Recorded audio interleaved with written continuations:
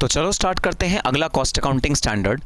और ये है एक बहुत important cost accounting standard, theoretically और प्रैक्टिकली दोनों पॉइंट ऑफ व्यू से। और ये कॉस्ट अकाउंटिंग स्टैंडर्ड भाई आपके कॉस्टिंग की आधारशिला है, प्लेटफॉर्म है जिस पे आपके कॉस्टिंग का जो मकान है वो खड़ा है, वो इस आधारशिला या प्लेटफॉर्म पे खड़ा है। तो जितनी भी प्रॉफिटेबिलिटी होती है, जितने भी कंपनी के कॉस्ट कंट्रोल होते हैं, वो एक चीज से बहुत ज्यादा गवर्न या रेगुलेट होते हैं, वो है कैपेसिटी। सर ये कैपेसिटी होती क्या है? कैपेसिटी मींस क्षमता। क्षमता मतलब कितना आपकी कंपनी के पास प्रोडक्शन करने का हिम्मत है या प्रोडक्शन करने की रिक्वायर्ड प्लांट एंड मशीनरी है, उसे कहते हैं क्षमता या कैपेसिटी। और कैपेसिटी को डिटरमाइन करना इसलिए जरूरी है क्योंकि भाई करते रहो अपने कॉस्ट को कंट्रोल, करते रहो रेवेन्यू को इंक्रीज, जब तक आपकी कैपेसिटी सही ढंग से यूटिलाइज नहीं हो रही तब तक आपको डिजायर्ड प्रॉफिटेबिलिटी मिल ही नहीं सकती। वो कंपनी जो अपने कैपेसिटी को मैनेज नहीं कर पाती ठीक से, जिसकी कैपेसिटी वेस्ट हो रही है, वो कंपनी कभी भी डेवलप नहीं कर सकती, कभी भी प्रॉफिटेबिलिटी को एक अच्छे लेवल पे ले जा नहीं सकती। So capacity is the base for earning profitability, is the base for earning revenue for any business organization. इसलिए जो सबसे पहली चीज पढ़ाई जाती है क्लासिफिकेशन ऑफ कॉस्ट के बाद, वो पढ़ाई जाती है दूसरे नंबर कैस की, कॉस्ट अकाउंटिंग स्टैंडर्ड 2 की कैपेसिटी डिटर्मिनेशन, जो कि हम शुरू करने जा रहे हैं कैपेसिटी डिटर्मिनेशन। सर हमने इंटर में पढ़ा हुआ है कैपेसिटी क्या होती है। भाई एक प्लांट एंड मशीनरी की कितनी प्रोडक्शन करने की सामर्थ्य है, समर्थता है, उसे बोलते हैं कैपेसिटी। ये यूनिट्स में डिनोट होती है सर, कि कितने यूनिट्स एक प्लांट या एक मैन्युफैक्चरिंग ऑपरेशंस एक साल में या एक महीने में या 6 महीने में कितने यूनिट्स प्रोडक्शन कर सकता है, इस चीज से गवर्न होती है हमारी कैपेसिटी। बिल्कुल ठीक बात, कैपेसिटी यही होती है कि भाई हम कितना प्रोडक्शन कर सकते हैं एक दिन में, एक महीने में, एक हफ्ते में या एक साल में, that is known as capacity. तो आओ स्टार्ट करते हैं कैस 2, कैपेसिटी डिटर्मिनेशन रिवाइज्ड 2015 में रिवाइज हुआ कैपेसिटी डिटर्मिनेशन का कैस। और देखना एक फुटनोट भी लिखा हुआ है। फुटनोट क्या लिखा हुआ है? Includes provision on guidance note on CAS 2। तो भाई आपको गाइडेंस नोट भी पढ़ना पड़ेगा जो कैस 2 का प्रिस्क्राइब्ड है अलॉन्ग विद द कैस। मैंने आपको पहले ही बताया था गाइडेंस नोट होते हैं क्लैरिफिकेशंस जो मेन कॉस्ट अकाउंटिंग स्टैंडर्ड्स होते हैं। अगर उन पे इंस्टीट्यूट को कोई क्लैरिफिकेशन देनी है, आपको कुछ बात बतानी है एडिशनल, तो उसे हम कहते हैं guidance note. So guidance note are always read along with the cost accounting standards. आओ स्टार्ट करते हैं। This standard deals with the principles and methods of classification determination of capacity of an entity for ascertainment of cost of product or service and the presentation and disclosure in the cost statements. Need for determination of capacity. तो अब guidance note ने जरूरत बताया है कि भाई capacity को क्यों डिटरमाइन करें, कहां कहां इसका यूटिलाइजेशन होता है, क्या जरूरत होती है कैपेसिटी को डिटरमाइन करने की। Number 1, to identify capacities of each deployed facility. आपने जो फैसिलिटी अपने बिजनेस के अंदर इन्फ्यूज कर रखी हैं, डिप्लॉय कर रखी हैं, लगा रखी हैं, उनकी कैपेसिटी असर्टेन करने के लिए जरूरी है कैपेसिटी डिटरमाइन करना। And to assess bottlenecks. Bottleneck क्या होता है भाई? बॉटलनेक वो एक एलिमेंट होता है या वो एक इक्विपमेंट होता है जिसकी वजह से पूरी प्रोडक्शन रुक सकती है। तो आपने बॉटल देखी है, बॉटल पानी की बोतल, उसमें पानी भरो तो वो नेक जो होता है उसका, जहां पर आप ढक्कन बंद करते हो वहां तक ही भर सकते हो आप। तो उसके बियॉन्ड अगर आप भरोगे तो वो बह जाएगा बोतल से बाहर, उसे कहते हैं बॉटल नेक। सिमिलरली कैपेसिटी में बॉटल नेक कहते हैं उन मशीनरी को, उन इक्विपमेंट को जिनको आप एक मैक्सिमम लेवल पे ले जाके ऑपरेशन करो, उसके बियॉन्ड आप नहीं कर सकते। तो अगर आपको अपने ऑर्गेनाइजेशन की मैक्सिमम कैपेसिटी निकालनी है तो आपको बॉटल नेक्स पता होनी चाहिए। वो मैक्सिमम कैपेसिटी ही आपके बॉटल नेक होते हैं। भाई इस लिमिट के बियॉन्ड ये मेरी कंपनी या ऑर्गेनाइजेशन या फैक्ट्री प्रोडक्शन नहीं कर सकता, इसका मतलब होता है बॉटल नेक। सो बॉटल नेक निकालने के लिए कैपेसिटी जाननी जरूरी है।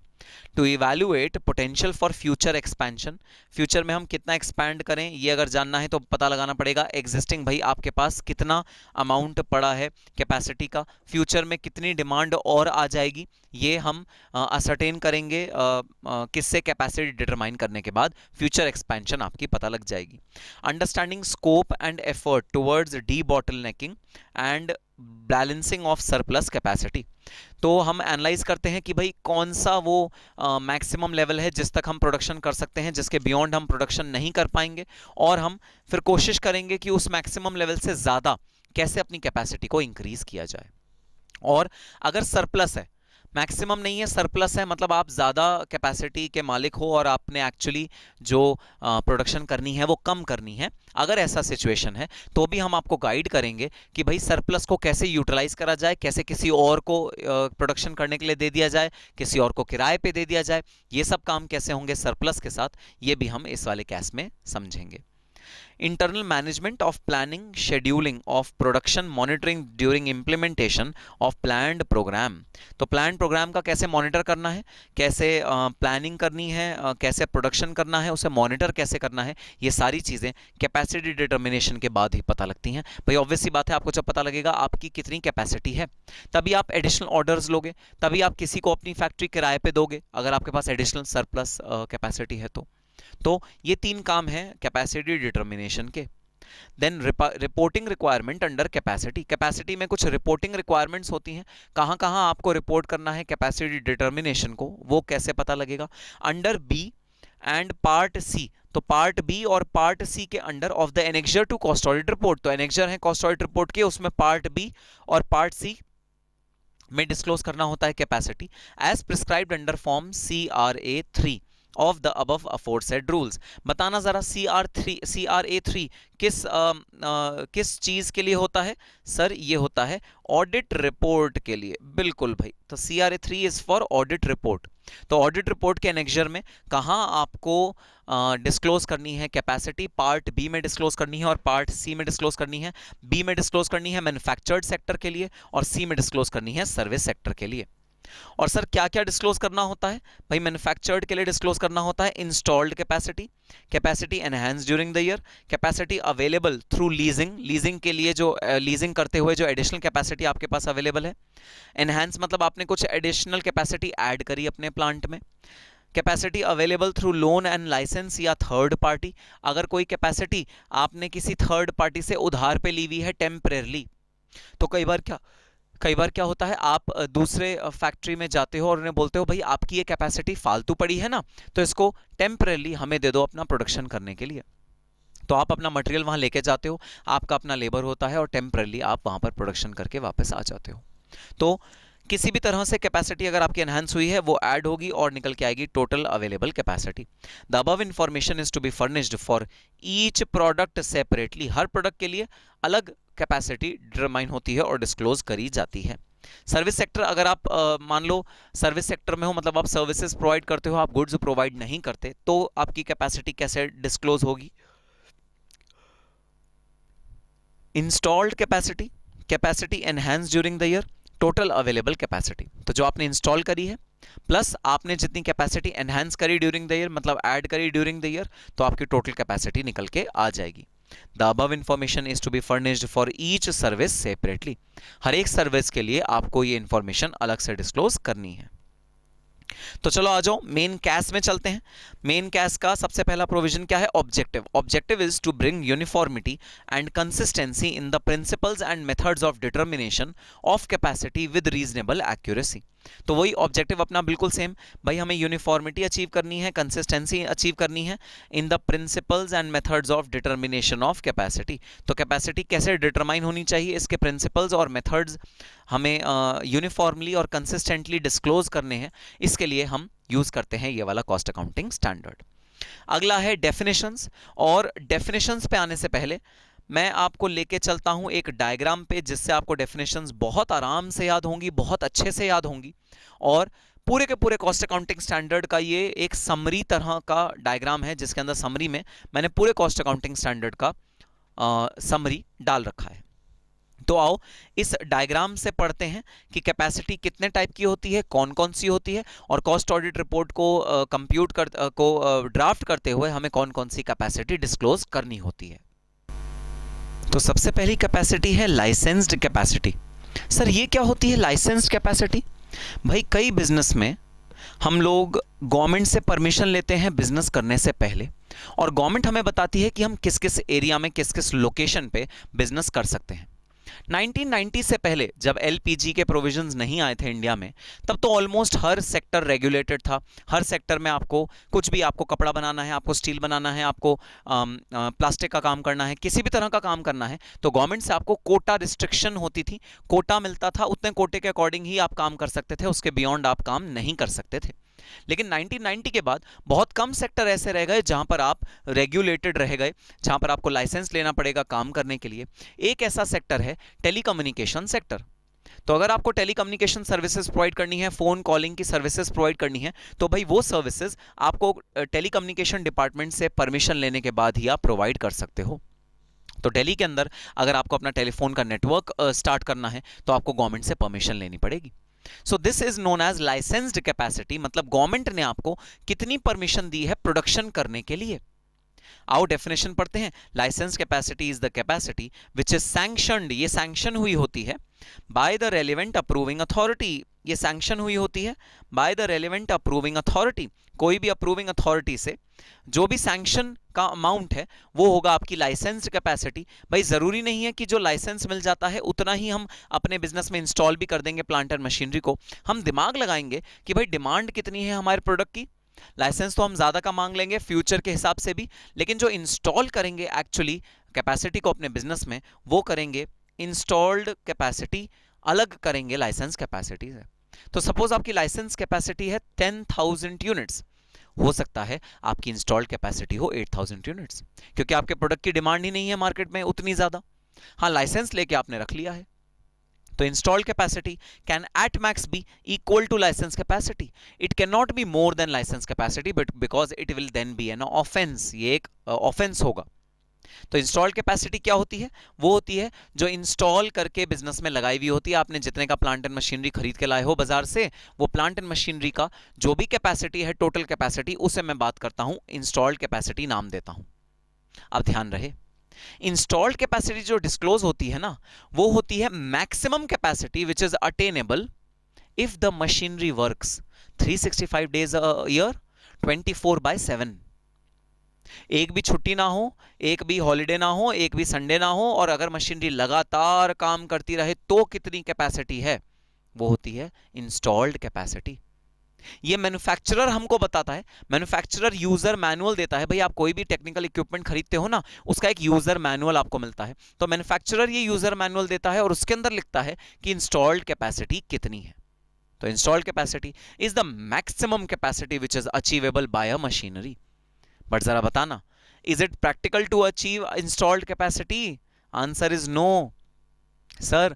संडे तो देना ही पड़ेगा, 1 घंटे का लंच आवर, बीच में ब्रेक तो देना ही पड़ेगा, हॉलीडेज, नेशनल हॉलीडेज तो देनी ही पड़ेंगी, कुछ त्योहारों की हॉलीडेज तो देनी ही पड़ेंगी। सो इंस्टॉल्ड कैपेसिटी से अगर आप कुछ अनअवॉइडेबल चीजें ऑफ इंटरनल कॉजेज, आओ नोट नंबर 1 पढ़ते हैं एक बार। Reduction in capacity due to unavoidable factors of internal causes. अगर आपके फैक्ट्री के अंदर के कॉजेज की वजह से जो अनअवॉइडेबल हैं, कैपेसिटी होती है रिड्यूस, उसे कहते हैं प्रैक्टिकल कैपेसिटी। इंटरनल कॉजेज मतलब कंपनी जो कॉजेज डिसाइड करती है, जैसे कंपनी ने डिसाइड किया कि संडे का ऑफ होना चाहिए, कंपनी ने डिसाइड किया कि त्योहारों का ऑफ होना चाहिए, ये त्योहार हैं जो आपको ऑफ मिलना चाहिए। तो इंटरनल रीजंस की वजह से, इंटरनल कॉजेज की वजह से जो भी छुट्टियां मिलती हैं, जो भी कैपेसिटी में रिडक्शन होता है, वो हम प्रैक्टिकल कैपेसिटी में इंकॉर्पोरेट करते हैं। तो एक बार फिर नोट नंबर 1 पढ़ो। रिडक्शन इन कैपेसिटी, जो कैपेसिटी में रिडक्शन होता है due to unavoidable factors of internal causes. Internal causes की वजह से जो अनअवॉइडेबल फैक्टर्स होते हैं, उसमें जो रिडक्शन होता है उसकी वजह से कैपेसिटी का, वो टेकन इनटू अकाउंट होता है प्रैक्टिकल कैपेसिटी कंप्यूट करते हुए। फिर नेक्स्ट कैपेसिटी है नॉर्मल कैपेसिटी। भाई उसके लिए देखो note number 2, reduction in capacity due to unavoidable factors of external causes. तो अगर एक्सटर्नल कॉजेज के कुछ अनअवॉइडेबल फैक्टर्स हैं, मतलब ये तो मैंने इंटरनल कॉजेज बताया कि भाई आपने छुट्टी दी, संडे दिया, लंच आवर दिया, ये तो इंटरनल कॉजेज हो गए। अब कुछ एक्सटर्नल कॉजेज हैं, जैसे भाई आपके मार्केट में कई बार डिमांड नहीं होती आपके प्रोडक्ट की, या रॉ मटेरियल खत्म हो जाता है आपके प्रोडक्ट में जो लगना है वो। तो ये सारी चीजें नॉर्मल कैपेसिटी को कंप्यूट करते हुए माइनस करनी पड़ती हैं एडिशनली। क्या माइनस करना पड़ता है? Reduction in capacity due to unavoidable factors. याद रखना अनअवॉइडेबल फैक्टर्स हैं ये, तो ये नॉर्मली होंगे ही होंगे, आप इन्हें अवॉइड नहीं कर सकते। Of external causes, external causes की वजह से जो अनअवॉइडेबल फैक्टर्स हैं उनके लिए अगर आप कैपेसिटी को रिड्यूस कर दो तो आपकी निकल के आती है नॉर्मल कैपेसिटी। और भाई नॉर्मल कैपेसिटी निकालने का एक और तरीका, ऑन एन एवरेज जो पिछले कई सालों में नॉर्मल ईयर्स में जो मैंने कैपेसिटी को ऑब्टेन किया है, that is also known as normal capacity. अगर मैं एवरेज कैपेसिटी ले लूं of the past few years, वो भी निकल के आएगी नॉर्मल कैपेसिटी। ठीक है सर, फिर आ जाओ नोट नंबर 3 पे। नोट नंबर 3 कहता है reduction in capacity due to any other factor. अब भाई अनअवॉइडेबल फैक्टर की वजह से ही रिडक्शन हो सकता है या अवॉइडेबल फैक्टर की वजह से भी रिडक्शन हो सकता है? सर अवॉइडेबल फैक्टर की भी वजह से रिडक्शन हो सकता है। वो अवॉइडेबल फैक्टर्स होंगे, ऐसे अवॉइडेबल फैक्टर्स जो मैनेजमेंट चाहता तो दूर कर सकता था, और वो अवॉइडेबल फैक्टर्स हमारे एक्चुअल कैपेसिटी को कंप्यूट करते हुए रिड्यूस करे जाएंगे। प्रैक्टिकल और नॉर्मल कैपेसिटी को कंप्यूट करते हुए सिर्फ अनअवॉइडेबल फैक्टर्स रिड्यूस करे जाएंगे। एक्चुअल कैपेसिटी को रिड्यूस करते हुए हम सारे फैक्टर्स रिड्यूस कर देंगे, चाहे अवॉइडेबल हो चाहे अनअवॉइडेबल हो। सारे के सारे फैक्टर्स, अवॉइडेबल फैक्टर्स को भी रिड्यूस करके बनेगा एक्चुअल कैपेसिटी। भाई जो भी बचा कुचा रिडक्शन है ना, एंड में जो भी रिडक्शन आपका पॉसिबल है, जो भी रिड्यूस हुआ है, सबको अगर आप माइनस कर दोगे तो आपका निकल के आएगा एक्चुअल कैपेसिटी। सो ये है 5 टाइप की कैपेसिटी जो कि कॉस्ट अकाउंटिंग स्टैंडर्ड के थ्रू हम लोग पढ़ेंगे, और cost accounting standard in capacity को डिटरमाइन करने में हमारी मदद करेगा और कहेगा कि कॉस्ट ऑडिट रिपोर्ट में इन 5 तरह की कैपेसिटी को डिस्क्लोज करो। ठीक है सर। सर अब ये बताइए, कैपेसिटी डिस्क्लोज तो कर दी, लेकिन क्या इसका कोई एनालिसिस भी होगा? क्या हम ये भी जान पाएंगे कि कितनी कैपेसिटी हमारी ड्यूरिंग द ईयर वेस्ट हुई है, कम हुई है, ज्यादा हुई है? हाँ भाई हाँ। आ जाओ हम अगले टॉपिक पे चलते हैं, determination of idle capacity and utilisation ratios. अब हम डिटरमाइन करेंगे कि भाई हमारी कितनी कैपेसिटी आइडल पड़ी रही है। तो मैं रेफर कर रहा हूं एरो नंबर ए को। Arrow number A idle capacity को बताता है, मतलब installed capacity minus actual capacity. तो आपकी वो कैपेसिटी जो इंस्टॉल हुई है माइनस वो कैपेसिटी जो एक्चुअल थी, अगर आप इन दोनों को आपस में माइनस कर दोगे तो आपकी निकल के आएगी आइडल कैपेसिटी। ये है टोटल आइडल कैपेसिटी। इसमें एबनॉर्मल आइडल कैपेसिटी भी जुड़ी हुई है, नॉर्मल आइडल कैपेसिटी भी जुड़ी हुई है, दोनों आइडल कैपेसिटी जुड़ी हुई हैं। इसे कहते हैं total idle capacity. Installed capacity, कितना इंस्टॉल्ड है आपके बिजनेस में कैपेसिटी, माइनस एक्चुअल कैपेसिटी, आपने कितना रियलिटी में कैपेसिटी को ऑब्टेन किया है। Then normal idle capacity. Sir ये नॉर्मल आइडल कैपेसिटी क्या होता है? भाई नॉर्मल आइडल कैपेसिटी मतलब installed capacity minus practical capacity. भाई पता है इंस्टॉल्ड कैपेसिटी से प्रैक्टिकल कैपेसिटी में आने के लिए आप क्या क्या चीजें माइनस करते थे? Unavoidable factors of internal causes. तो भाई ये इंटरनल कॉजेज हैं, ये तो नॉर्मल है, ये तो होंगे ही होंगे, इसलिए इनकी वजह से जो रिडक्शन आता है मैं उसे नाम देता हूं नॉर्मल आइडल कैपेसिटी। आओ पढ़ते हैं।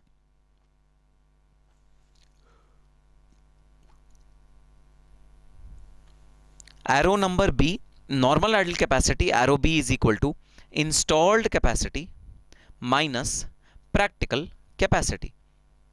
तो जो भी आपकी इंस्टॉल्ड कैपेसिटी होगी, अगर उसमें से आप प्रैक्टिकल कैपेसिटी को माइनस कर दो तो आपकी निकल के आएगी नॉर्मल आइडल कैपेसिटी। अब आते हैं अगले आइडल कैपेसिटी पे, और बहुत ज्यादा इंपॉर्टेंट आइडल कैपेसिटी है, ध्यान से सुनना इसको, abnormal idle capacity. Abnormal idle capacity arrow number C denote करता है। एरो नंबर सी मतलब प्रैक्टिकल कैपेसिटी माइनस, फॉर्मूला देखना जरा, हायर ऑफ नॉर्मल कैपेसिटी और actual capacity. Abnormal idle capacity का जरा फॉर्मूला देखना, इन प्रैक्टिकल कैपेसिटी मतलब ये practical capacity minus higher of normal capacity और एक्चुअल कैपेसिटी। तो सबसे पहले इन दोनों में से हायर चूज करो, इन दोनों में से जो भी हायर होगा उसको आप प्रैक्टिकल कैपेसिटी में से माइनस करोगे तो निकल के आएगी एबनॉर्मल आइडल कैपेसिटी।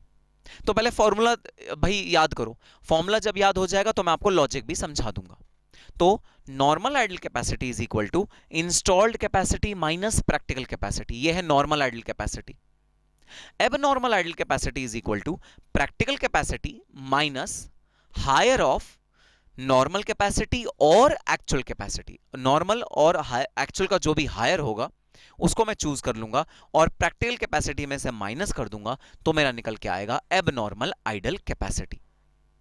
तो चलो अब देखते हैं रीजन कि जो एबनॉर्मल आइडल कैपेसिटी का फॉर्मूला है वो फॉर्मूला ऐसा क्यों है कि उसने हायर ऑफ नॉर्मल और एक्चुअल को लिया और प्रैक्टिकल के साथ माइनस कर दिया। आओ देखते हैं इसका रीजन क्या है। ठीक है सर, तो भाई मैं एक एग्जांपल लेके चल रहा हूं। सपोज आपके बिजनेस की प्रैक्टिकल कैपेसिटी है 10,000 यूनिट्स, उस बिजनेस की जो नॉर्मल कैपेसिटी है वो है 8,000 यूनिट्स, और जो एक्चुअल कैपेसिटी आपने ड्यूरिंग द ईयर ऑब्टेन करी है वो दो ऑप्शन लेके चल रहा हूं। Option A 7,000 units, option B 9,000 units. ये आपने एक्चुअली अटेन किया है during the year under consideration. तो आपकी प्रैक्टिकल कैपेसिटी है 10,000 यूनिट्स, आपकी नॉर्मल कैपेसिटी है 8,000 यूनिट्स, और एक्चुअल कैपेसिटी दो ऑप्शन, एक नॉर्मल कैपेसिटी से कम, दूसरा नॉर्मल कैपेसिटी से ज्यादा। ठीक है, अब अगर मैं आपसे पूछूं कि ऑप्शन ए में आपकी एबनॉर्मल आइडल कैपेसिटी कितनी होगी, तो आप मेरे को जवाब दोगे 10,000 माइनस, ऑप्शन बी को भूल जाना, ऑप्शन बी को हम इग्नोर करेंगे, ऑप्शन ए रखेंगे। तो 10,000 माइनस हायर ऑफ 8,000 और 7,000, आंसर आया 8,000।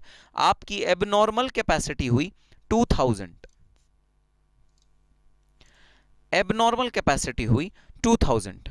और ऑप्शन नंबर बी में अगर मैं आपको कहूं कि मुझे एबनॉर्मल कैपेसिटी निकाल के बताओ, तो भाई हायर ऑफ नॉर्मल कैपेसिटी और एक्चुअल कैपेसिटी निकल के आएगा, और वो निकल के आएगा 10,000 माइनस 9,000 इज इक्वल टू 1,000। ये दोनों सिचुएशन में निकल के आएगी एबनॉर्मल आइडल कैपेसिटी। अब सुनना इसका लॉजिक। तो भाई आपके बिजनेस में जो प्रैक्टिकल अचीवेबल कैपेसिटी है वो है 10,000 यूनिट्स। जो प्रैक्टिकली कोई भी अगर आपके बिजनेसमैन बिजनेस करता है आपके बिजनेस में, तो 10,000 यूनिट्स भाई अचीव कर लेता है ऑन एन एवरेज। ये अचीवेबल या प्रैक्टिकल कैपेसिटी है 10,000 यूनिट्स। पिछले सालों में आपने जो अटेन किया है वो अटेन किया है 8,000 यूनिट्स, और इस साल जो अटेन किया है वो अटेन किया है 7,000 यूनिट्स। मतलब जो नॉर्मली अचीव होता है पिछले सालों में, नॉर्मली एवरेज में जो अचीव होता है उससे भी कम अचीव किया है इस साल में 7,000 यूनिट्स। तो भाई सुनना जरा बात ध्यान से, अगर आप नॉर्मली अटेन कर लेते हो 8,000 यूनिट्स और आपने इस बार अचीव किया है 7,000 यूनिट्स, तो ये किस रीजन की वजह से है कि ये कम है? सर रीजन होगा नोट नंबर 3। नोट नंबर 3 है any other reason. Any other reason है अवॉइडेबल सर्कमस्टांसेस। अवॉइडेबल मतलब एबनॉर्मल रीजंस। तो ये जो रिड्यूस हुआ है ना 8,000 से 7,000, ये हुआ है एबनॉर्मल रीजंस की वजह से। तो भाई अगर ये एबनॉर्मल रीजंस की वजह से रिडक्शन आया है तो मैं इसे नाम नहीं दूंगा आइडल कैपेसिटी, मैं इसे नाम दूंगा एबनॉर्मल लॉस। ये तो लॉस है तुम्हारा, कॉस्टिंग पीएनएल अकाउंट में लेके जाना तुम इसको। जैसे तुम स्ट्राइक पीरियड को खर्चा एबनॉर्मल कॉस्ट कंसिडर करते थे, वैसे ही ये आइडल कैपेसिटी आइडल नहीं है, खाली नहीं है, ये तो वेस्ट हो चुकी है। इसलिए हम जो आइडल कैपेसिटी निकालते हैं वो करते हैं मैक्सिमम ऑफ नॉर्मल कैपेसिटी और एक्चुअल कैपेसिटी। जो भी दोनों में से मैक्सिमम होगी, जो भी दोनों में से हायर होगी, हम उसको माइनस करते हैं फ्रॉम द प्रैक्टिकल कैपेसिटी। अब सुनना जरा ऑप्शन नंबर 2। भाई ऑप्शन नंबर 2 में आप जो यूजुअली अपने कैपेसिटी अटेन करते हो वो है 8,000 यूनिट्स। करंट ईयर में जो आपने अचीव करी वो है 7,000 यूनिट्स। सिर्फ 7,000 यूनिट आपने करंट ईयर में अचीव करी। सॉरी, ऑप्शन बी 9,000 यूनिट्स आपने करंट ईयर में अचीव करी। मतलब this is an efficiency, this has reduced your idle capacity. तो डेफिनेटली सर ये मैं कंसिडर करूंगा while computing my idle capacity. तो मेरी आइडल कैपेसिटी होगी 10,000 माइनस 9,000, 1,000 होगी आइडल कैपेसिटी, और 1,000 मैंने सेव करा है पिछले साल की आइडल कैपेसिटी में से। तो ये रिप्रेजेंट करता है एफिशिएंसी ऑफ द वर्कर्स या एफिशिएंसी ऑफ द कंपनी। तो जब एक्चुअल हायर होगा तो मैं कंसिडर करूंगा आइडल कैपेसिटी में, बट जब एक्चुअल कम होगा तो मैं उसे कंसिडर करने के बजाय नॉर्मल कैपेसिटी को कंसिडर करूंगा अपने कैलकुलेशन में। This is the logic behind computing higher of normal capacity और एक्चुअल कैपेसिटी। अब मैं आपको देता हूं एक बड़ा ही लेमैन टाइप का एग्जांपल जो आपको इमीडिएटली क्लिक हो जाएगा और आप समझ जाओगे कि दोनों में डिफरेंस क्या है। मैं आपको कहता हूं कि आपकी कॉस्ट ऑडिट और बीवीएम एसपीएम की क्लास के बीच में 2 घंटे का गैप है, उसमें आपको खाली बैठना है। इंस्टीट्यूट में, आप मेरे इंस्टीट्यूट में आते हो पढ़ने, आपको खाली बैठना है। कॉस्ट ऑडिट और बीवीएम एसपीएम की क्लास के बीच में गैप है 2 घंटे का, आप खाली बैठोगे। This is idle capacity. अगर आपकी कोई अकाउंट सपोज सीएफआर की क्लास उस 2 घंटे में फिट हो जाए तो आइडल कैपेसिटी भर जाएगी। अब देखना एग्जांपल नंबर 2। आपकी जब बीवीएम की क्लास खत्म होती है तब आप घर जाने की बजाय 1 घंटा अपने इंस्टीट्यूट के आसपास घूमते हो और खाते पीते हो अपने दोस्तों के साथ, 1 घंटा वेस्ट कर देते हो। क्या वो आइडल कैपेसिटी है या वो एबनॉर्मल लॉस है? सर वो एबनॉर्मल लॉस है, उसके अंदर आप कोई और क्लास फिट नहीं कर सकते क्योंकि वो टाइम तो आप वेस्ट करते हो। क्योंकि नॉर्मली आपकी क्लास खत्म हो जाती है 6 बजे, आपको घर पहुंच जाना चाहिए 7 बजे, आप घर पहुंचते हो 8 बजे, तो वो जो 1 घंटा है एबनॉर्मल लॉस है। तो नॉर्मल कैपेसिटी से एक्चुअल कैपेसिटी, अगर एक्चुअल कैपेसिटी कम हुई तो दोस्तों ये एबनॉर्मल लॉस है। अगर ये एबनॉर्मल लॉस है तो इसको हम आइडल नहीं बोलेंगे, आइडल कैपेसिटी में कंसीडर नहीं करेंगे, इसे तो हम एबनॉर्मल लॉस की तरह कॉस्टिंग पीएनएल अकाउंट में लेके जाएंगे और मामले को रफा दफा कर देंगे। So formula is of abnormal capacity is practical capacity minus normal capacity और actual capacity whichever is higher. ये फॉर्मूला यूज होगा एबनॉर्मल आइडल कैपेसिटी के लिए। ठीक है सर, बात समझ में आ गई। अब देखो यूटिलाइजेशन की रेशियोज कैसे निकल के आती हैं। Actual capacity utilisation, actual capacity divide by installed capacity होता है। एक्चुअल कैपेसिटी यूटिलाइजेशन, कितना यूटिलाइज हो रहा है आपका plant. Then idle capacity utilisation, idle capacity कितनी है out of the installed capacity, उसे बोलते हैं आइडल कैपेसिटी यूटिलाइजेशन। फॉर्मूला है idle capacity divide by installed capacity. फिर है normal idle capacity utilisation is equal to normal idle capacity divide by installed capacity multiply bye 100। फिर है abnormal idle capacity utilisation, formula वही, denominator हमेशा common रहेगा, installed capacity, numerator को आप change करते जाओ तो आपकी यूटिलाइजेशन की रेशियोज आती चली जाएंगी। सर कुछ समझ नहीं आ रहा, एक प्रैक्टिकल क्वेश्चन कराओ तो समझ में आए। तो चलो प्रैक्टिकल क्वेश्चन स्टार्ट करते हैं कैस 2 के। अरे सर लेकिन थ्योरी में आपने कुछ पोर्शंस छोड़ दिए, वो तो पढ़ाए नहीं। पढ़ाऊंगा, सारे थ्योरी के पोर्शंस पढ़ाऊंगा, सारी डेफिनेशंस पढ़ाऊंगा, सारे क्लॉजेस पढ़ाऊंगा, बस 2 प्रैक्टिकल क्वेश्चन करते हैं, उसके बाद थ्योरी पे वापस आ जाएंगे। ठीक है सर, बात समझ में आ गई। आओ स्टार्ट करते हैं। Illustration number 1, manufacturer specification, capacity per hour, number of shift, each shift 8 hours, 3 shift, holidays in a year, Sundays 52, other holidays 13, annual maintenance is done within these 13 holidays, preventive weekly maintenance for the machine on Sunday, normal idle capacity for batch changeover time, lunch, personal need etc, 1 hour per shift, production based on sales expectancy in past 5 years, past 5 years की जो sales expectancy है वो क्या है, 30.1, 26.9 abnormal year, 29.7, 24.4 abnormal year and 30.2 lakh units. Actual production for the year 30.1 lakh unit. आपको निकाल के लानी है कैपेसिटी एज पर कैस 2। ठीक है सर,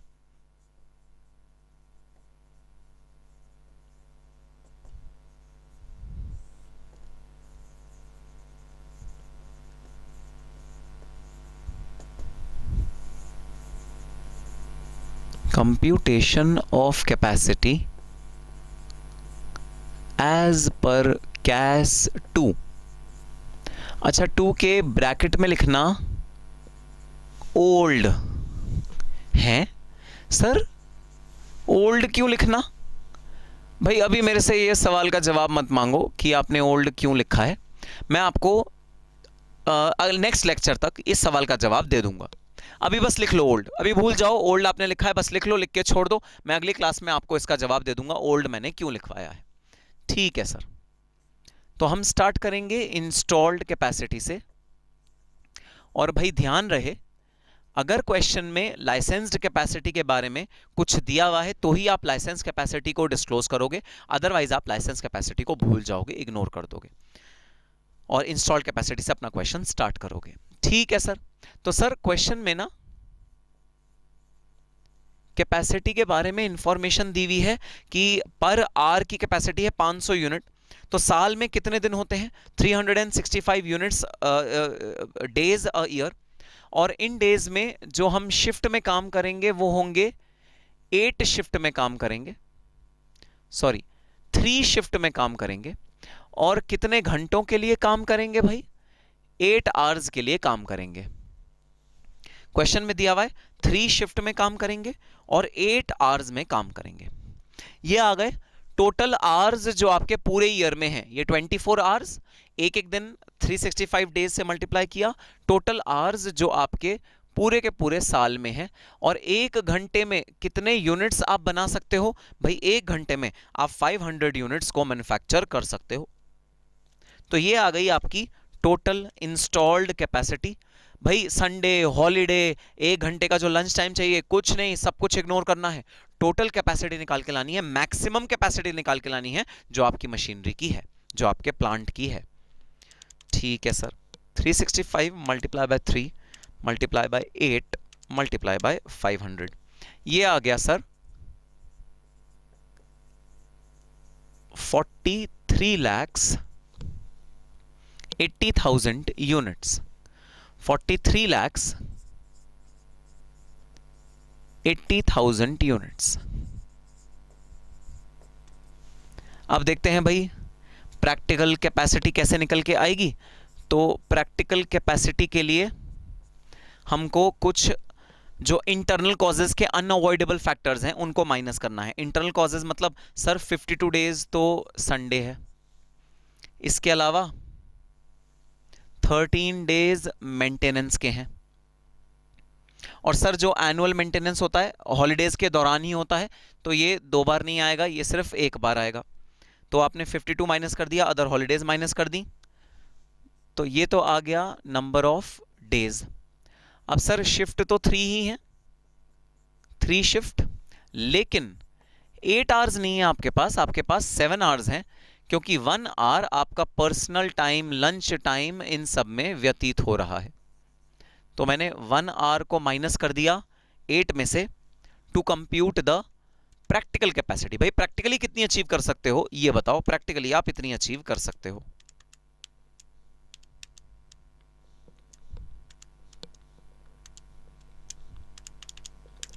सर इसका आंसर आया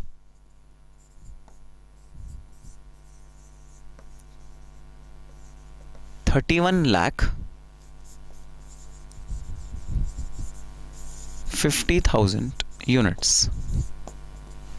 31,50,000 यूनिट्स।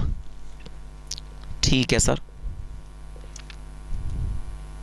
सर आगे नॉर्मल कैपेसिटी निकालने होती है। नॉर्मल कैपेसिटी निकालने के 2 तरीके, या तो पिछले सालों का अगर कैपेसिटी दिया हुआ है ना तो उसका एवरेज ले लो, या तरीका नंबर 2 आप जो unavoidable factors due to external causes हैं उसे माइनस कर दो। सर इस क्वेश्चन में तो इजीली पिछले साल का ही नॉर्मल ईयर्स दिया हुआ है, तो बस मैं उसका एवरेज लेके अपना आंसर निकाल दूंगा। ठीक है सर, तो वो दिया हुआ है 30.1 plus 29.7 plus 30.2 whole divided by 3। यहां पर लिख दो ignoring the abnormal years. Years को हमने एबनॉर्मल को इग्नोर कर दिया है, तो हमारा ये निकल के आया नॉर्मल कैपेसिटी। ठीक है सर।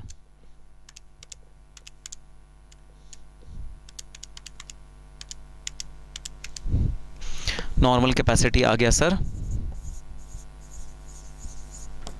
30 लाख यूनिट्स। ये भी सर लैक्स में है।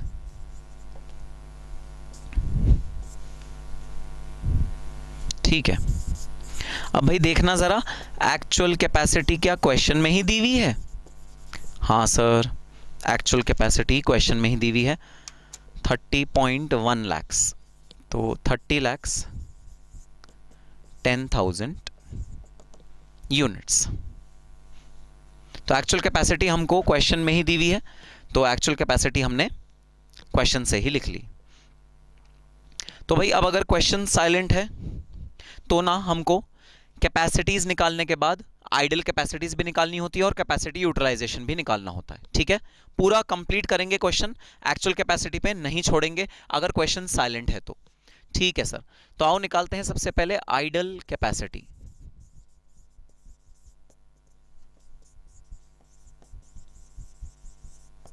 Idle capacity is equal to installed capacity minus actual capacity. Sir installed capacity कितनी है? 43,80,000 माइनस 30,10,000 यूनिट्स, तो कितनी आई आइडल कैपेसिटी? सर ये आई 13,70,000 यूनिट्स। भाई इसमें से नॉर्मल कितनी और एबनॉर्मल कितनी? Normal idle capacity, normal idle capacity का sir formula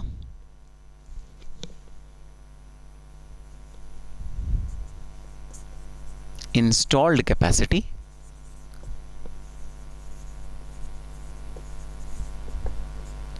minus practical capacity. Installed capacity minus practical capacity. Sir installed capacity वही 43,80,000 माइनस प्रैक्टिकल कैपेसिटी कितनी आई थी? 31,50,000।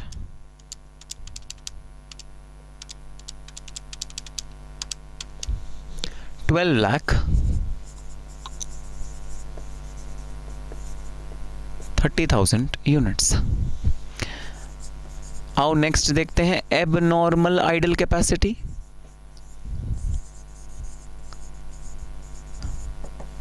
एबनॉर्मल आइडल कैपेसिटी का फॉर्मूला प्रैक्टिकल कैपेसिटी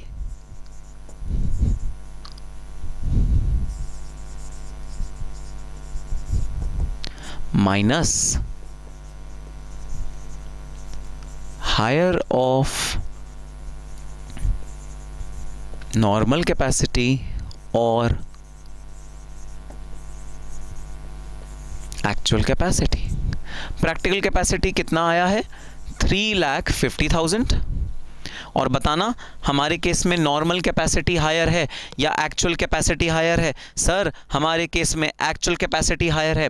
इसका मतलब हमारे इस ईयर में ज़रूर कुछ ना कुछ एफिशिएंसी रही होगी जिसकी वजह से हमने नॉर्मल कैपेसिटी से भी ज़्यादा कैपेसिटी ऑब्टेन करने के हम लोग केपेबल हुए हैं। तो बहुत बढ़िया रिजल्ट है ये, अगर आपकी actual capacity is more than normal capacity. ये बहुत अच्छा रिजल्ट है, हायर ऑफ नॉर्मल कैपेसिटी और एक्चुअल कैपेसिटी। 31,50,000 minus 30,10,000 1,40,000 units. तो चलो अब यूटिलाइजेशन भी निकाल दें। Actual capacity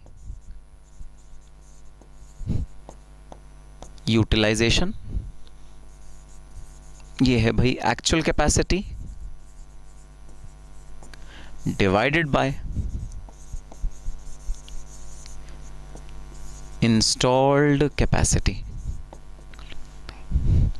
actual capacity divided by installed capacity. Actual capacity कितनी है?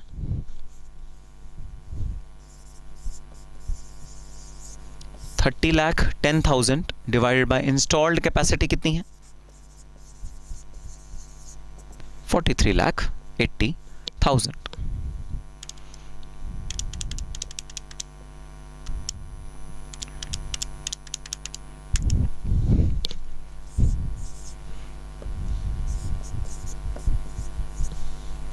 Actual capacity utilisation. तो भाई अब एबनॉर्मल आइडल कैपेसिटी यूटिलाइजेशन और आइडल कैपेसिटी यूटिलाइजेशन और नॉर्मल आइडल कैपेसिटी यूटिलाइजेशन निकालना है या नहीं निकालना, ये डिपेंड करेगा क्वेश्चन कितने मार्क्स का है। अगर तो क्वेश्चन ज़्यादा मार्क्स का हो, 8 मार्क्स का हो, 10 मार्क्स का हो, तो आप वो 3 रेशोज भी यहाँ पर निकाल सकते हो। अदरवाइज अगर आप एक्चुअल कैपेसिटी यूटिलाइजेशन तक अपना क्वेश्चन आंसर खत्म कर दो तो भी मोर देन सफिशिएंट है। हाँ, अगर एग्जामिनर आपको दे दे कि क्या क्या निकालना है तो वेल एंड गुड है, तो कोई टेंशन ही नहीं है। और ये क्वेश्चन तो पुराना क्वेश्चन है, आजकल जिस तरह के क्वेश्चन आ रहे हैं उसमें एग्जामिनर स्टेट करता है कि क्या क्या चीज़ निकालनी है, क्या क्या चीज़ निकालनी नहीं है, तो टेंशन की कोई बात नहीं है। ठीक है, मैं अपना क्वेश्चन यहीं पर खत्म कर रहा हूं, एक्चुअल कैपेसिटी यूटिलाइजेशन तक। बस एक कंक्लूजन लिख लो, hence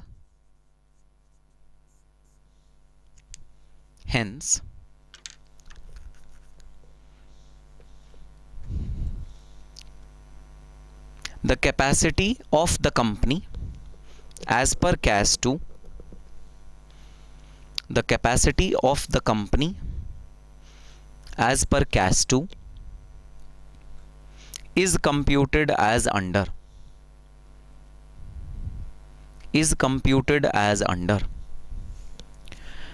number 1 installed capacity is equal to 43,80,000 units, number 2 practical capacity is equal to 31,50,000 units, number 3 normal capacity is equal to 30 lakh units, number 4 idle capacity is equal to 13,70,000 units, number 5 normal idle capacity is equal to 12,30,000 units, number 6 abnormal idle capacity is equal to 1,40,000 units, and number 7 actual capacity utilization is equal to 68.72%। तो चलो start करते हैं illustration number 2।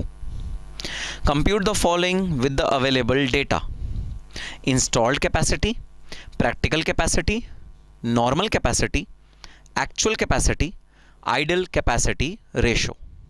Data available: specification of plant production पर are 600 units of मॉल्टन, तो 1 घंटे में आप कितना मॉल्टन प्रिपेयर करते हो? 600 यूनिट्स आप प्रिपेयर कर लेते हो। Sunday 52, leaves 12, absent 6, holidays 15। तो आपकी बार हॉलीडेज और संडेज के अलावा 2 एलिमेंट्स और दिए हुए हैं आपको डील करने के लिए। ठीक है सर, देखेंगे कैसे डील करना है। Plant is operating over a single shift, single shift पे प्लांट ऑपरेट होता है। Each containing machine setup time of 1 hour for machinery normal change over, machine normal change over के लिए जो टाइम स्पेंड होता है that is 1 hour. Plant preventive maintenance shall be done on Sundays only to reduce the waste over working days. Preventive maintenance सिर्फ और सिर्फ Sunday को होगा। At least 15% of available time is lost due to power cut. Bare minimum 15% time खर्च होता है, खत्म होता है पावर कट की वजह से। Due to unavailability of material stock, that is stock out, approximately 5% of machine available time is lost. तो 5% मशीन अवेलेबल टाइम लॉस हो जाता है क्योंकि स्टॉक अवेलेबल नहीं था। Current year's installed capacity is 10% higher than last year capacity because of higher machine replacements. तो current year की जो कैपेसिटी है, इंस्टॉल्ड कैपेसिटी, वो 10% हायर हो गई क्योंकि आपने प्रोडक्शन रिप्लेसमेंट किया, आपने बहुत ज़्यादा मशीनरी नहीं लेके आए। तो भाई ये एक बहुत नॉर्मल फिनोमिना होता है कि जो कैपेसिटी होती है वो कैपेसिटी इंक्रीज होती है फर्स्ट ईयर के लिए जब भी आप मशीन को रिप्लेस करते हो। तो सपोज आप मशीनरी लेके आए 10,000 यूनिट की, तो पहले साल जो पहला साल होगा उसमें वो हो सकता है 10,000 से 500 यूनिट ज्यादा आपको बना के दे दे, लेकिन वो आगे जाके नॉर्मलाइज हो जाएगी। तो पहले साल का ये यूनिक फीचर होता है। क्या यूनिक फीचर होता है कि मशीन रिप्लेसमेंट की वजह से थोड़ी सी कैपेसिटी बढ़ जाती है। रिप्लेस हो रही है मशीनरी, नई नहीं आ रही, ऐड नहीं हो रही, ये बात ध्यान रखना। रिप्लेस हो रही है, रिप्लेस का मतलब ऐड नहीं है। तो क्योंकि मशीनरी रिप्लेस हो रही है इसकी वजह से करंट ईयर की जो कैपेसिटी है वो 10% इंक्रीज है as compare to last year.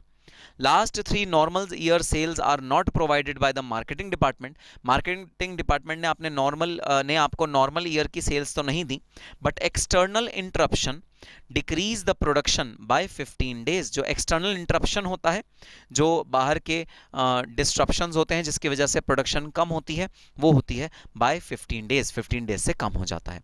आपको निकालनी है वेरियस टाइप ऑफ कैपेसिटीज। ठीक है सर। सर इसके अंदर ना कुछ पेचीदा एडजस्टमेंट्स दिए हुए हैं, बस भाई यही बात है इस क्वेश्चन में, कुछ इसमें एडजस्टमेंट्स हैं वो थोड़े से समझने वाले हैं। ठीक है sir. Computation of required capacities,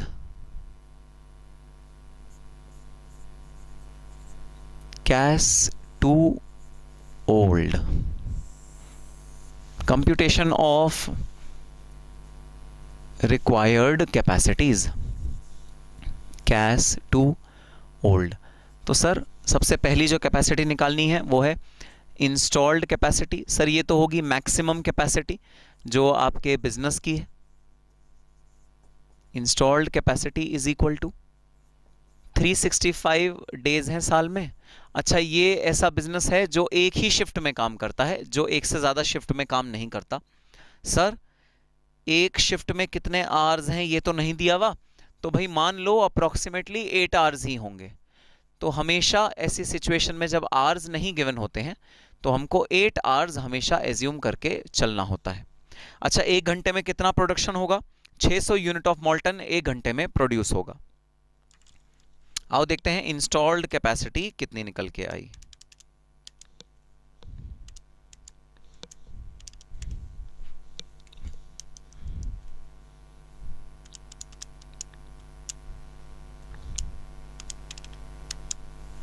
sir installed capacity निकल के आई 17,52,000 यूनिट्स, 17,52,000 यूनिट्स। लेकिन सर ये तो वो वाली है ना जो इम्प्रैक्टिकल है, ये भाई अचीव हो ही नहीं सकती। अचीव कौन सी वाली हो सकती है? अचीव हो सकती है प्रैक्टिकल कैपेसिटी। आओ देखते हैं इंस्टॉल्ड कैपेसिटी में से प्रैक्टिकल कैपेसिटी कितनी है। सर 52 तो संडे हैं, ठीक है, इसके अलावा 15 हॉलीडे हैं। ये तो अनअवॉइडेबल हैं, जो होंगे ही होंगे, और इंटरनल मैनेजमेंट चाहता है कि ये हों, इसलिए ये तो अनअवॉइडेबल हैं, जो होंगे ही होंगे। तो इन दोनों को हमने माइनस कर दिया। सर लीव और एब्सेंट दोनों ही मैनेजमेंट नहीं चाहता कि लोग लें, लेकिन लोग ले रहे हैं। अच्छा, लीव और एब्सेंट में क्या फर्क होता है? लीव मीन्स जब मैनेजमेंट खुद अपने आप अप्रूव करके किसी की लीव सैंक्शन करे, और एब्सेंट का मतलब जब एम्प्लॉय ने, हमारे एम्प्लॉय ने सडनली छुट्टी ले ली, हमें बिना बताए चला गया। वो आज सुबह सुबह कॉल किया, अरे मेरी तबीयत खराब है, मैं अगले 2 दिन नहीं आऊंगा, वो चला गया, उसे कहते हैं एब्सेंट। तो भाई एब्सेंट भी और लीव्स भी unavoidable factor of internal causes नहीं होते। मैनेजमेंट कभी नहीं चाहता कि एम्प्लॉय लीव ले या एब्सेंट हो, तो दोनों को ही मैं यहां माइनस नहीं करने वाला। ठीक है sir. Multiplied by 1 shift, 1 shift ही लगी रहेगी। और सर 8 आवर्स को 1 आवर का नॉर्मल डाउन टाइम फेस करना पड़ेगा, और मल्टीप्लाई कर दो 600 यूनिट से। ठीक है सर, कुछ पावर कट की वजह से टाइम रिड्यूस हुआ है, भाई ये है एक्सटर्नल कॉज, मैं इंटरनल कॉज में नहीं लूंगा, यहां मैं सिर्फ इंटरनल कॉज लूंगा, ये एक्सटर्नल कॉज है। ठीक है सर। और सर मटेरियल स्टॉक अवेलेबल नहीं था मार्केट में मटेरियल अवेलेबल नहीं था, रॉ मटेरियल, इस वजह से भी कुछ लॉस हुआ है। अगेन एक्सटर्नल रीजन है, मैं प्रैक्टिकल कैपेसिटी में इसको लेस नहीं करूंगा, इंटरनल रीजन नहीं है। ठीक है सर। सर फिर ड्यूरिंग द करंट ईयर 10% थोड़ा सा बढ़ गया है हमारी कैपेसिटी, क्योंकि हमने मशीन बहुत ज़्यादा रिप्लेस कर ली थी, थोड़ी सी कैपेसिटी में इंक्रीज है ड्यूरिंग द करंट ईयर। नहीं भाई नहीं, ये करंट ईयर में इंक्रीज है, ये कोई हर साल का इंक्रीज नहीं है, it's not a normal phenomena, इसलिए मैं इसे प्रैक्टिकल कैपेसिटी में नहीं लूंगा।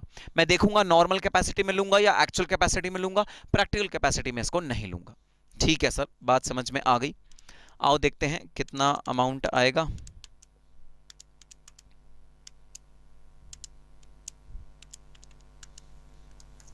सर ये आ गया 1251,600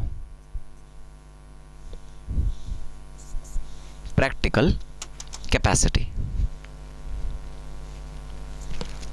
ठीक है सर।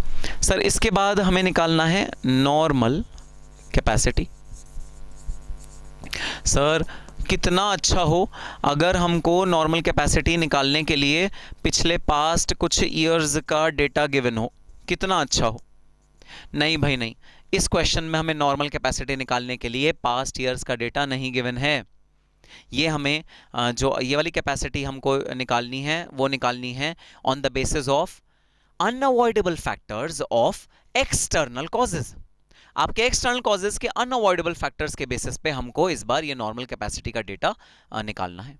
ठीक है सर, बात समझ में आ गई। तो 365 माइनस 52 माइनस 15, ये तो ऊपर वाला ही मैंने एज इट इज कॉपी कर लिया।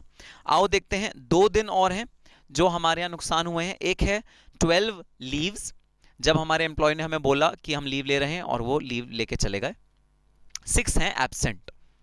अब देखना सिचुएशन क्या है। सिचुएशन ये है कि भाई लीव लेना is a very very normal phenomena. हर एम्प्लॉय हॉलीडेज के अलावा या फिर जो संडेज होते हैं उनके अलावा लीव लेता ही लेता है कुछ दिनों की। कई बार तो कंपनी खुद बोलती है कि भाई लीव लो, कंपनी खुद कहती है एडिशनल लीव लो, ये स्टैट्यूटरी हॉलीडेज हैं, ये आपके पूजा और फेस्टिवल्स के दिन हैं, इनके अलावा आप लीव लो, वेकेशन पे जाओ। कई बार तो मैनेजमेंट खुद ये चीज बोलती है। तो leaves is a very very normal phenomena, past में भी हुआ होगा, आगे भी जाके होगा। But absenteeism is not a usual phenomena.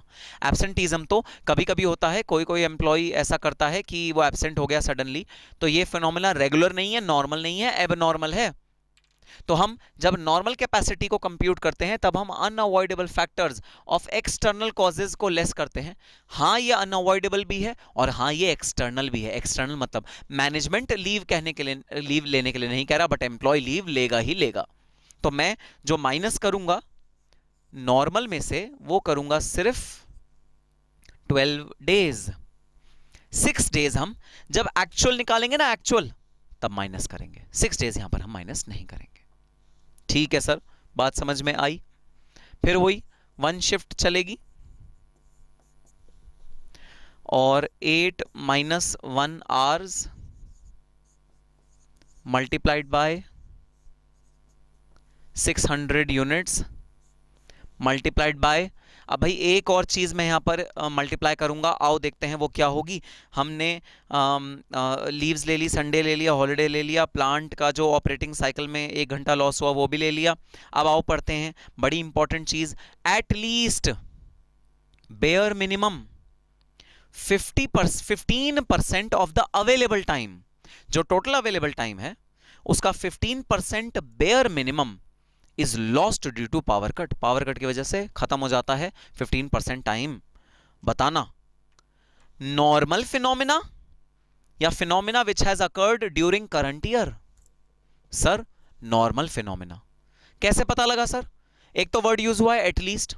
At least का मतलब बेयर मिनिमम, बेयर मिनिमम का मतलब सालों से होता आ रहा है, आज की नई बात नहीं है, ये तो होता आ रहा है। तो this is a normal phenomena. Unavoidable factor of external cause, external cause की वजह से ही अनअवॉइडेबल फिनोमिना है। नॉर्मल फिनोमिना एक तो एटलीस्ट वर्ड की वजह से, और दूसरा सर परसेंटेज में दिया हुआ है। अगर एक्चुअल होता ना ड्यूरिंग द करंट ईयर का तो दिया होता 40 hours during the current year have been lost due to power cut, ऐसे दिया होता। ऐसे नहीं दिया, इसका मतलब मैं ये हिंट ले रहा हूं question say that it is a very very normal phenomena which has happened during the year. So normal capacity को मैं देखना अब किससे मल्टीप्लाई करूंगा, मैं मल्टीप्लाई करूंगा 85% से। सर ये 85% कैसे आया? ये आया 1 माइनस 15%। 15% क्या? पावर कट की वजह से जो आपका टाइम नॉर्मली लूज हो जाता है वो time. At least 15% of the available time is lost due to power cut. Power cut की वजह से bare minimum 15% of available time is lost. Next, due to unavailability of material stock approximately 5% of the machine available time is lost। अब बताना ये normal phenomena या ये इसी साल हुआ है? सर ये इसी साल हुआ है। कैसे कैसे सर? यहां भी तो परसेंटेज दिया हुआ है 5%, फिर आपको कैसे पता लगा ये किस साल हुआ है? अरे जरा टेंस देखो, टेंस क्या स्टेटमेंट में यूज हुआ है? टेंस हुआ है प्रेजेंट टेंस। प्रेजेंट टेंस क्या? Available time is lost, available time lose हुआ है। हुआ है मतलब प्रेजेंट टेंस में हुआ है, मतलब जब हम एक्चुअल कैपेसिटी निकालेंगे तब ये वाला टाइम टेकन इनटू अकाउंट करेंगे। तो ये रेगुलर फिनोमेना नहीं है, स्टॉक आउट होना रेगुलर फिनोमेना नहीं है, नहीं तो वो बोलते हैं at least 5% of the stock has been lost due to material stock out. ये नॉर्मल फिनोमेना नहीं है, ये तो है ड्यूरिंग द करंट ईयर का फिनोमेना, तभी प्रेजेंट टेंस में बात लिखी है। Total machine available time is lost, lose हुआ है टोटल मशीन का available time. So this I will be undertaking in case of actual capacity. और लास्ट एडजस्टमेंट कहती है current year's capacity is 10% higher than last year normal capacity. तो last year की जो normal capacity है उससे 10% higher है करंट ईयर की कैपेसिटी, और वो हायर प्रोडक्शन में मदद कर रही है। तो भाई ये जो इंफॉर्मेशन है ये अगेन करंट ईयर की इंफॉर्मेशन है, क्योंकि सिर्फ करंट ईयर में ये रिप्लेसमेंट हुई है, और ये जो कैपेसिटी इंक्रीज हुई है ये सिर्फ करंट ईयर तक रहेगी, अगले साल इसका कोई इंपैक्ट नहीं होगा। This is again a current year's adjustment. ठीक है सर, बात समझ में आई। और लास्ट एडजस्टमेंट देखो, लास्ट एडजस्टमेंट क्या कहती है? Last 3 year normal sale is not provided, पिछले 3 साल की नॉर्मल सेल प्रोवाइड नहीं करी गई है, but external interruption decrease the production by 15 days. लेकिन एक्सटर्नल इंटरप्शन यूजुअली डिक्रीज कर देते हैं बाय 15 डेज।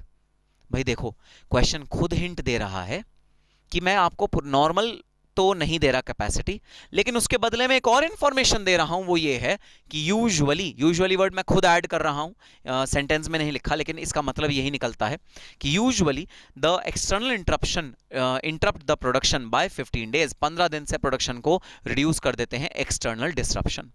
ये कहां पर आएगा?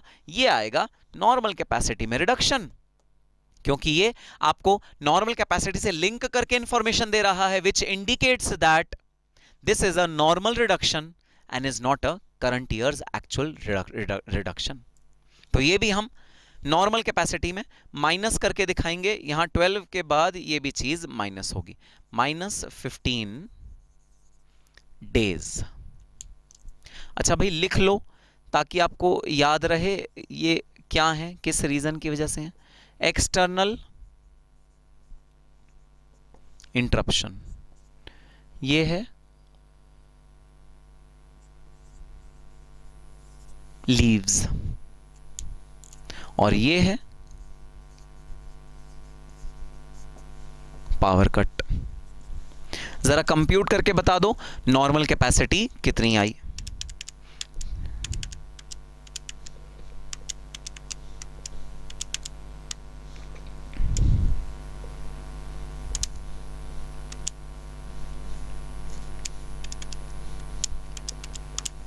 सर नॉर्मल कैपेसिटी आ गई 967470 यूनिट्स।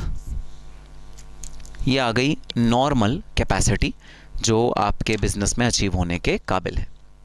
तो भाई कैच क्या है इन क्वेश्चंस में? इन क्वेश्चंस का जो मेन मोटिव है वो क्या है? वर्ड्स समझने हैं, जो लैंग्वेज लिखी है उसके अनुसार आपको अपना आंसर सॉल्व करना है। अगर आपको वो वर्ड्स समझ में आ गए जो लैंग्वेज में लिखा है, जो क्वेश्चन में लिखा है, आपका क्वेश्चन आराम से सॉल्व होने के आराम से आप इजीली क्वेश्चन को सॉल्व कर लोगे, बस लैंग्वेज पढ़नी है। अच्छा सुनो, अगर एग्जाम में कोई डाइसी लैंग्वेज लगे कि सर समझ नहीं आ रहा ये 15% नॉर्मल में लेस होना चाहिए या एक्चुअल में लेस होना चाहिए, भाई एक नोट डाल देना। It is observed that the power cut is a routine phenomena as highlighted by words at least, therefore it has been taken while computing normal capacity and not actual capacity। इस तरह का एक statement note अपने exam में डाल देना, आपका examiner कम से कम उसे कंसिडर कर लेगा। सही या गलत होगा वो तो जो उसके पास सजेस्टेड आंसर होगा उसके हिसाब से होगा, तो वो बात अलग है। ठीक है सर, आओ लास्ट कंप्यूट करते हैं। लास्ट है एक्चुअल कैपेसिटी, बेस्ट है भाई। जितनी भी बची कुची रिडक्शंस है ना, वो सारी की सारी हम इसके अंदर माइनस कर देंगे। -15, -12। अब यहां पर एक और चीज माइनस होगी, वो है एब्सेंट के डेज, -6 मल्टीप्लाइड बाय 1 शिफ्ट, ये 1 शिफ्ट में है production, multiplied by 8 - 1 hours multiplied by 600 units multiplied by, भाई अब देखना बड़ा इंपॉर्टेंट चीज, यहां पर मुझे लिखनी है परसेंटेज। मैं परसेंटेज के लिए बना रहा हूं वर्किंग नोट नंबर 1। इसके लिए वर्किंग नोट बनाना है जरूरी। आओ देखना वर्किंग नोट कैसे बनेगा। सर आप क्या कर रहे हो सर? सर बहुत इजी है सर, 85% को एज इट इज नीचे लिखो, उसके बाद उसमें मल्टीप्लाई कर दो जो फर्दर रिडक्शंस हैं। एक है 5% की, एक है 10% का इंक्रीज, एक है 5% का रिड्यूस, एक है 10% का इंक्रीज। ये दोनों को ऐड कर दो, 85% यहां पर लिख दो, बस हो गया काम। गलत, बिल्कुल गलत। आओ समझना ये लॉस परसेंटेज कैसे निकलेगी। Computation of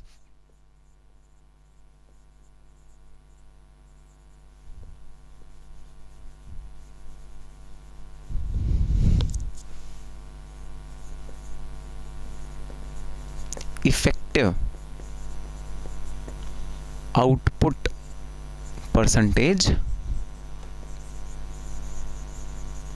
in actual capacity. तो एक्चुअल कैपेसिटी में इफेक्टिव आउटपुट की परसेंटेज कैसे आएगी वो हम कंप्यूट करने जा रहे हैं। देखना कैसे कंप्यूट होगा। 100% है भाई टोटल कैपेसिटी, टोटल जो हमारी कैपेसिटी है वो है 100%। इसमें से मैं पहले तो माइनस करूंगा 20%। सर ये 20% कैसे आया भाई? 20% आया पावर कट का 15% और स्टॉक आउट का 5%, और फिर मैं इसको मल्टीप्लाई करूंगा 110% से। एक बात ध्यान रखना, 15% और 5% दोनों ही टोटल मशीन अवेलेबल टाइम पे आपको मल्टीप्लाई करना है।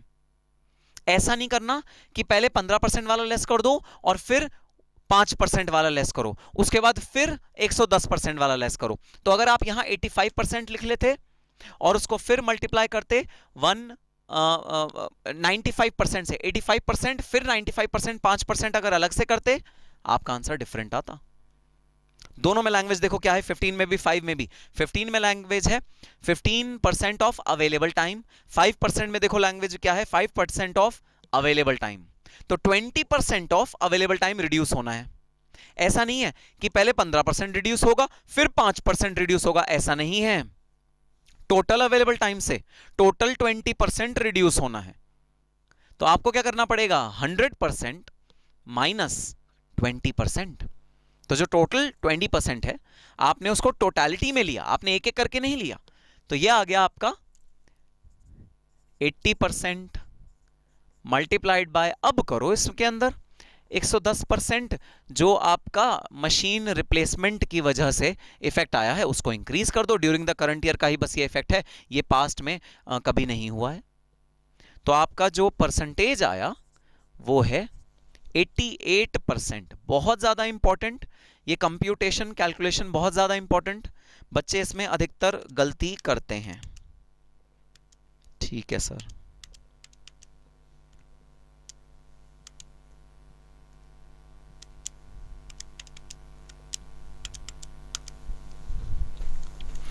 सर ये आ गया 979,440 यूनिट्स, 979,440 यूनिट्स। तो आओ लास्ट पार्ट देखते हैं। सर लास्ट पार्ट कहता है आइडल कैपेसिटी रेशियो बता दो। Idle capacity ratio is equal to, idle capacity divided by installed capacity.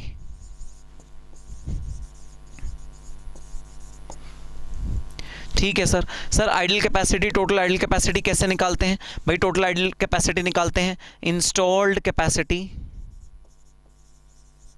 17,52,000 units minus actual capacity 979,440 units divided by installed capacity 17,52,000 units. ये निकल के आई इंस्टॉल्ड कैपेसिटी की रेशो।